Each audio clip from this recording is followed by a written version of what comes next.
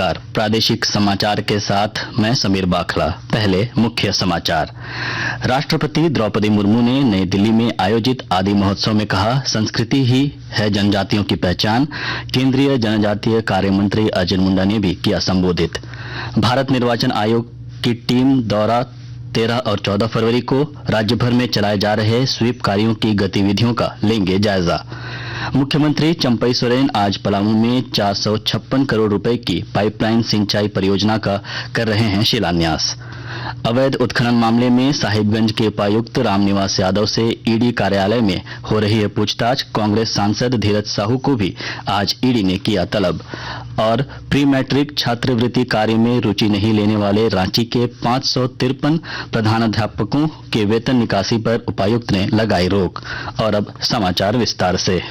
राष्ट्रपति द्रौपदी मुर्मू ने नई दिल्ली के मेजर ध्यानचंद स्टेडियम में आदि महोत्सव के उद्घाटन के अवसर पर कहा कि सरकार जनजातीय समुदाय का विकास विशेष प्राथमिकता के साथ कर रही है। उनके शिक्षा, स्वास्थ्य और उत्थान में सरकार ने बहुत कार्य किया है।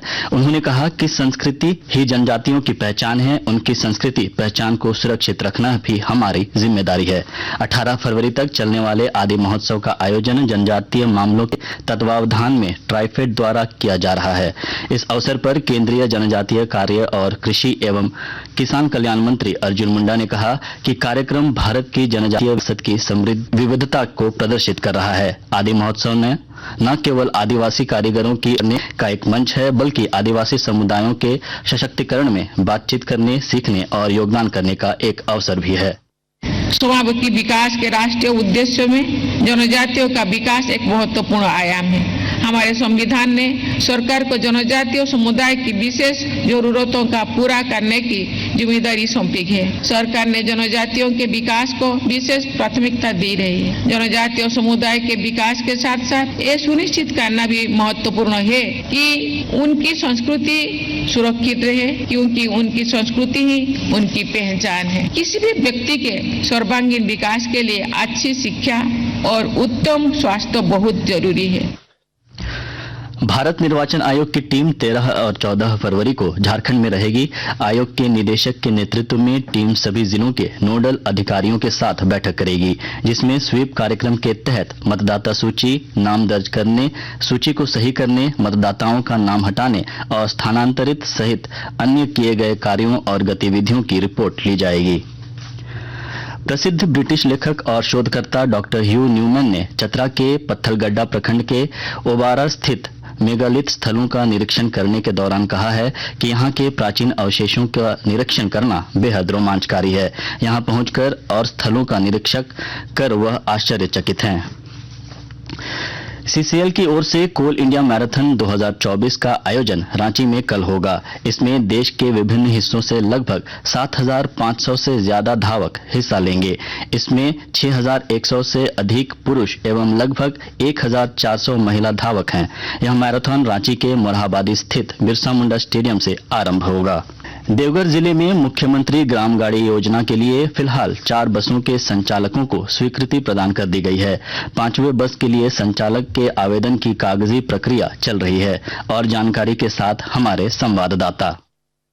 संथाल की धरती को गांवों से जोड़ने की दिशा में काफी तेजी से काम चल रहे हैं। देवघर जिले में मुख्यमंत्री ग्राम गाड़ी योजना के लिए फिलहाल 4 बसों की संचालनों की स्वीकृति प्रदान कर दी गई है। 5वें बस के लिए योजनाएं चल रही है। कागजी प्रक्रिया का काम पूरा कर लिया गया है। योजना के तहत विभाग ने रूट तय कर मुख्यालय को भेज दिया है। इन बसों के संचालन को निर्धारित मापदंड के अनुसार सुविधा उपलब्ध कराई जाएगी। जिले में 9 इलाके से कुल 444 किलोमीटर में बस चलेगी। इन रूटों को में ग्रामीणों को काफी लाभ मिलेगा। सबसे बेहतर यह ध्यान रखा गया है कि इन रूटों के ग्रामीणों को प्रखंड मुख्यालय से लेकर जिला स्वास्थ्य केंद्र, रेलवे स्टेशन, मुख्य हाट, बाजार से जोड़ा गया है। देवघर जिले के हर प्रखंड के सुदूरवर्ती गांवों को इसमें शामिल किया गया है। आशीष कुमार अम्बस्ट, आकाशवाणी समाचार, देवघर। आकाशवाणी के ताजा तरीन समाचारों के लिए आप हमारी वेबसाइट newsonair.com पर लॉग ऑन कर सकते हैं। ताजा समाचार X handle @AIR news alerts और Facebook page All India Radio news पर भी उपलब्ध हैं। आप प्रादेशिक समाचार एकांश के X handle @AIR news _Ranchi और फेसबुक, इंस्टाग्राम पेज तथा YouTube channel AIR news Ranchi पर भी हमारे बुलेटिन सुन सकते हैं। प्रादेशिक समाचार आप आकाशवाणी रांची से सुन रहे हैं। मुख्यमंत्री चंपई सोरेन आज पलामू जिले में 436 करोड़ रुपए के लागत वाली सोन, कोयल और औरंगा पाइपलाइन सिंचाई परियोजना की आधारशिला रख रहे हैं। मेदिनीनगर स्थित शिवाजी मैदान में आयोजित कार्यक्रम में मुख्यमंत्री कई योजनाओं के उद्घाटन, शिलान्यास और परिसंपत्तियों का वितरण कार्यक्रम का भी आयोजन हो रहा है। पाइपलाइन परियोजना के पूरा होने के बाद पलामू जिले के जलाशयों में सालों भर पानी रहने की उम्मीद है। इस अवसर पर मंत्री सह गढ़वा विधायक मिथिलेश ठाकुर और मंत्री सत्यानंद भोक्ता भी उपस्थित हैं। अवैध उत्खनन मामले में साहिबगंज के उपायुक्त रामनिवास यादव से ईडी कार्यालय में आज पूछताछ हो रही है। श्री यादव आज दिन के 11 बजे हिनू स्थित ईडी के क्षेत्रीय कार्यालय पहुंचे हैं। अवैध उत्खनन के मामले में पिछले दिनों उपायुक्त के आवासीय कार्यालय से 14 अवैध कारतूस और अन्य दस्तावेज बरामद हुए थे। वहीं नई दिल्ली स्थित मुख्यमंत्री आवास से जब्त कार के सिलसिले में पूछताछ के लिए राज्यसभा सांसद धीरज साहू को समन भेजकर आज रांची स्थित ईडी के क्षेत्रीय कार्यालय में उपस्थित होने का निर्देश दिया है। केंद्रीय कृषि एवं कल्याण मंत्री अर्जुन मुंडा 12 फरवरी को राज्य के कृषि विभाग के केंद्र प्रायोजित योजनाओं की समीक्षा करेंगे। कृषि विभाग इसकी तैयारी कर रहा है। समीक्षा में भारत सरकार के कृषि विभाग के भी कई अधिकारी मौजूद रहेंगे। प्री मैट्रिक छात्रवृत्ति कार्य में रुचि नहीं लेने वाले रांची जिले के 553 प्रधानाध्यापकों के वेतन निकासी पर उपायुक्त राहुल कुमार सिन्हा ने रोक लगा दी है। डीसी ने डीईओ और डीएसई को पत्र के माध्यम से निर्देश देते हुए लिखा है कि 2023-24 के प्री मैट्रिक छात्रवृत्ति के लिए 271 विद्यालयों द्वारा ई कल्याण पोर्टल पर पंजीयन नहीं कराया गया है, जबकि 282 ऐसे विद्यालय हैं जहां पंजीयन के बाद आवेदन को अनुमोदित नहीं किया गया है। प्रक्रिया पूरी नहीं होने से विद्यार्थी छात्रवृत्ति से वंचित हो जाएंगे, इसलिए आज तक प्रक्रिया को पूर्ण करने का आदेश दिया गया है। अनुसूचित जाति, जनजाति और पिछड़ी जाति के छात्र छात्राओं के लिए संचालित आश्रम विद्यालय में दाखिले की प्रक्रिया शुरू कर दी गई है। उत्तरी छोटा नागपुर प्रमंडल के कल्याण कार्यालय के उप निदेशक की ओर से जारी सूचना में जानकारी दी गई है कि कक्षा 6, 7 और 8 में नामांकन के लिए आवेदन की अंतिम तारीख मार्च है। आवेदन पत्र जिलों के कल्याण विभाग और प्रखंड कार्यालयों में निःशुल्क उपलब्ध है। झारखंड राज्य हज समिति ने जानकारी दी है कि हज के लिए पहली किस्त जमा करने की अंतिम तिथि 15 फरवरी कर दी गई है। वैसे आजमीने हज, जिसका स्टेटस प्रोविजनल सिलेक्शन है और पहली किस्त की राशि अब तक जमा नहीं किए हैं, वह हज कमेटी की बैंक खाते में 15 फरवरी तक जमा कर सकते हैं। Indian institute of management Ranchi के पीएचडी प्रोग्राम में मैनेजमेंट के 8 विषयों में नामांकन के लिए 20 मार्च तक आवेदन कर सकते हैं। आवेदन करने वाले अभ्यर्थियों को पहले शॉर्टलिस्ट किया जाएगा, फिर साक्षात्कार के अंकों के आधार पर नामांकन होगा। इच्छुक अभ्यर्थी आईआईएम रांची की वेबसाइट पर अधिक जानकारी प्राप्त कर सकते हैं। आजसू के केंद्रीय अध्यक्ष सुदेश महतो आज चतरा के प्रतापपुर उच्च विद्यालय में पार्टी कार्यकर्ताओं को संबोधित करेंगे। सुदेश महतो के आगमन को लेकर सभी तैयारियां पूरी कर ली गई हैं।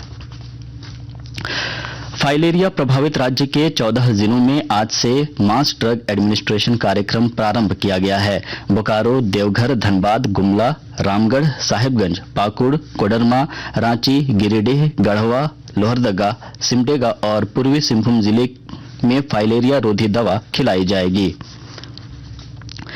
इंडियन एयरफोर्स में अग्निवीर योजना से भर्ती के लिए अग्निपथ वायु पर कल तक आवेदन किए जा सकते हैं। इसी वर्ष मार्च महीने में पहले चरण की लिखित परीक्षा होगी, जिसके बाद शारीरिक मापदंड और मेडिकल टेस्ट होगा। 2 जनवरी 2004 से 2 जुलाई 2007 तक जिन युवाओं का जन्म हुआ है वह आवेदन के लिए पात्र हैं। झारखंड एकेडमिक काउंसिल ने 8वीं, 9वीं और 11वीं कक्षाओं के मॉडल क्वेश्चन पेपर जारी कर दिया है। स्टूडेंट्स जैक की वेबसाइट से मॉडल क्वेश्चन पेपर को डाउनलोड कर सकते हैं। आईसीसी पुरुष अंडर 19 क्रिकेट विश्व कप के फाइनल में कल दक्षिण अफ्रीका के बेनोनी में भारत का मुकाबला ऑस्ट्रेलिया से होगा। अब तक दोनों टीमें इस टूर्नामेंट में अजेय रही हैं। अंत में मुख्य समाचार एक बार फिर। राष्ट्रपति द्रौपदी मुर्मू ने नई दिल्ली में आयोजित आदि महोत्सव में कहा, संस्कृति ही है जनजातियों की पहचान। केंद्रीय जनजातीय कार्य मंत्री अर्जुन मुंडा ने भी किया संबोधित। भारत निर्वाचन आयोग का टीम दौरा 13 और 14 फरवरी को राज्य भर में चलाए जा रहे स्वीप कार्यों की गतिविधियों का लेंगे जायजा। मुख्यमंत्री चंपई सोरेन आज पलामू में 456 करोड़ रुपए की पाइपलाइन सिंचाई परियोजना का कर रहे हैं शिलान्यास। अवैध उत्खनन मामले में साहिबगंज के उपायुक्त रामनिवास यादव से ईडी कार्यालय में हो रही है पूछताछ। कांग्रेस सांसद धीरज साहू को भी आज ईडी ने किया तलब।